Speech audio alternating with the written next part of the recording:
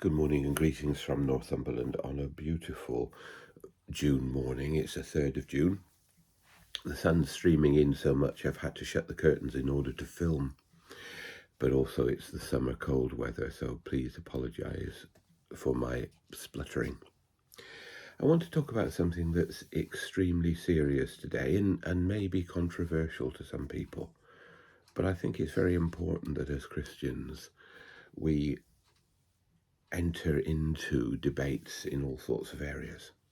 Today, the 3rd of June, is the festival, the feast, the remembrance of the martyrs of Uganda.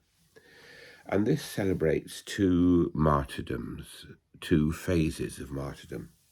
The first one going back to 1885 and 1887, where Christian converts were burned at the stake by native Ugandans because they would not renounce Christianity. And of course, stories like that so tragically and sadly thread through Christianity. There was a time when Protestants burned Catholics and Catholics burned Protestants. But we know now, and we understand at last, that that is not the way of Christ. When I was a young man and training for ordination, we were all moved by the situation in Uganda then, after the probably mad dictator Idi Amin took over. The Christian church was again persecuted. And Janane Lewum, the Archbishop of Uganda, spoke up against the atrocities of the state. And he was murdered, as were others. And many others had to flee. Many people who are prominent in life in the UK now fled this terrible situation in Uganda. Sadly, Uganda and the Christian church are again in the news. Uganda has always had quite harsh laws about homosexuality. But this week, new and very harsh laws, draconian laws, were voted in, including and up to the death penalty. And the reason the church and Uganda is in the news about this is that the Anglican Archbishop has welcomed and said thank you for these laws. Now, Christians in Uganda operate in a situation, a multi-faith situation, where all of the faiths are quite harsh about gay relationships. But for an Anglican archbishop to welcome such laws has sent a shock through the Anglican communion, and that shock will grow.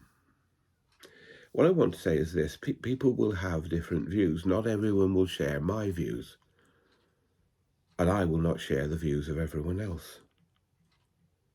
But what is undeniably true is that none of us as Christians should think that people should be imprisoned, harshly treated, and even killed for what they believe.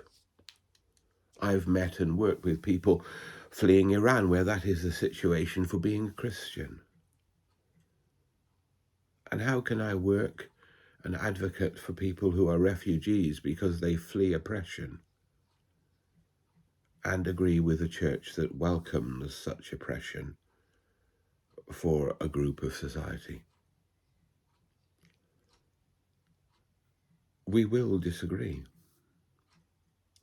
People have a choice about the way they live their own lives. That choice should not be forced on others in either direction. But what we must agree on is the freedom of individuals to act in a lawful way about their own lives and the ordering of them, as long as that does not impinge upon the lives of others. So we pray for this complex situation in the church in Uganda and in the church in the world. We pray each day for peace in the church.